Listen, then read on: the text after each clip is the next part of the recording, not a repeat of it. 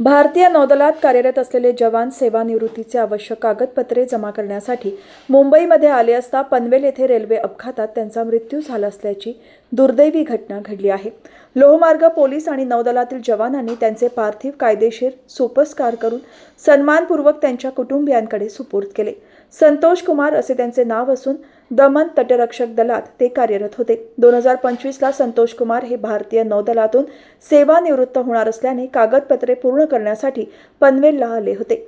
Mangalore Udhna express या गाडीच्या डब्यात चढत असताना तोल जाऊन ते गाडीच्या चाकाखाली आल्याने त्यांच्या डोक्याला गंभीर दुखापत झाली होती.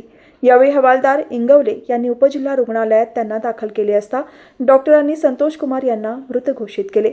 घटनेची माहिती पोलिसांनी नौदल आणि त्यांच्या कुटुंबियांना दिल्यानंतर संतोष कुमार यांची मुलगी आणि कुटुंबीय पार्थिव घेण्यासाठी दाखल झाले असता नौदलातील जवानांनी सन्मानपूर्वक मानवंदना देत त्यांचे पार्थिव कुटुंबियांच्या ताब्यात दिले.